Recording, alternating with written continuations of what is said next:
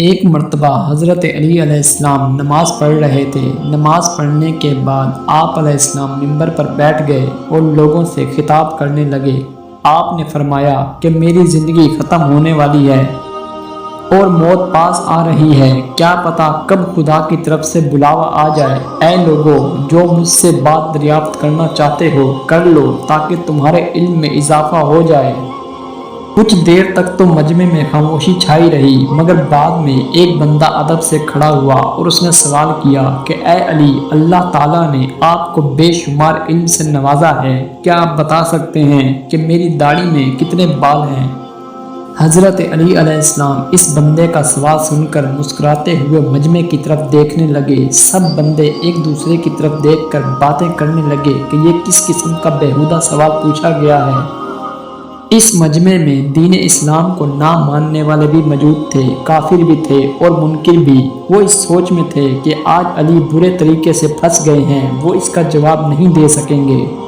پھر حضرت علی علیہ السلام نے فرمایا، کیا تم میں سے کوئی بندہ اس کا جواب دے سکتا ہے؟ مجلس میں سے کسی کی طرف سے ہاں کا جواب نہ ملنے پر آپ علیہ السلام نے اپنے خاص غلام قمبر کی طرف اشارہ کیا۔ جناب قمبر مسجد کے دروازے کے پاس بیٹھ کر یہ سب باتیں سن رہے تھے۔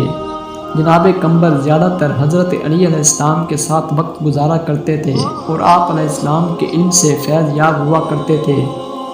حضرت علی علیہ السلام نے جناب قمبر کو بلایا اور کہا کہ اس بندے کے سوال کا جواب دو۔ جناب قمبر نے اس بندے سے پوچھا کہ جو تم نے سوال کیا ہے اس کا تم کو یا کسی بندے کو کوئی فائدہ یا نقصان ہے؟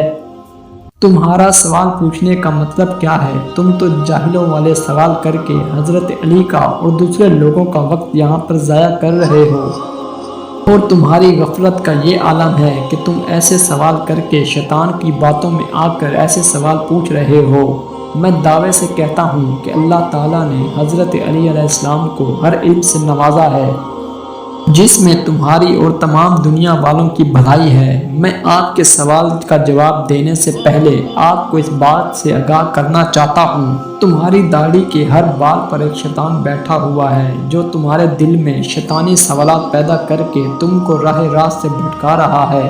اس بندے کو جواب دیتے ہوئے کہا، قرآن پاک میں ہر قسم کے سوال کا جواب موجود ہے۔ اس میں بھی ستاروں، پیغمبروں اور فرشتوں کی تعداد کا ذکر نہیں کیا گیا۔ جب تک کسی چیز کا کوئی فائدہ نہ ہو اس کی گنتی کرنا فضول ہے۔ سوال کرنے والا اپنے سوال پر اسی طرح جمع ہوا تھا اور سوال کرنے والا کہنے لگا، اے قمبر، تو نے ہر ایک کو سمجھانے کی کوشش کر دی ہے پر میرے سوال کا جواب نہیں دیا۔ اس پر جناب قمبر نے جواب دیا کہ اگر تم یہ بات سوچتے ہو کہ تمہاری داڑھی کے بالوں کی گنتی آپ کے لیے فائدہ مند ہو سکتی ہے تو میں آپ کو اس سوال کا جواب دے دیتا ہوں۔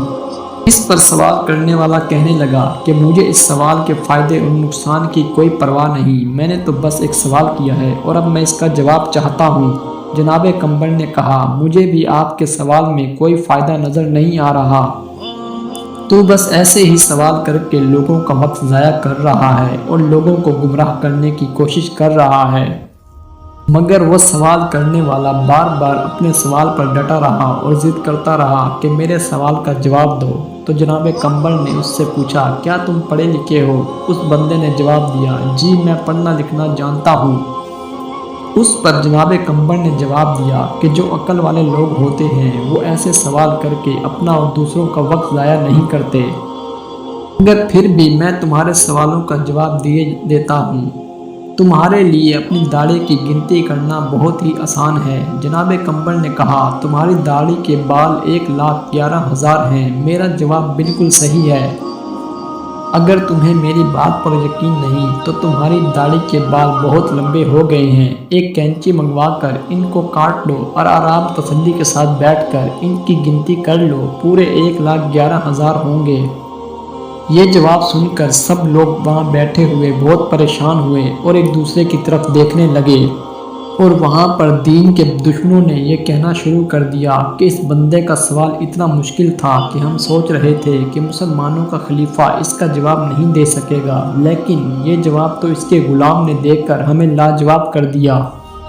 تو سب لوگ یہ سمجھ گئے کہ اس سوال کرنے والے کا سوال بالکل فضول تھا، جس کی وجہ سے حضرت علی علیہ السلام نے اپنے غلام کو جواب دینے کے لیے بلایا، اور پھر سوال کرنے والا بہت شرمندہ ہوا اور اس نے کہا کہ اے پیغمبر، تو نے سچ کہا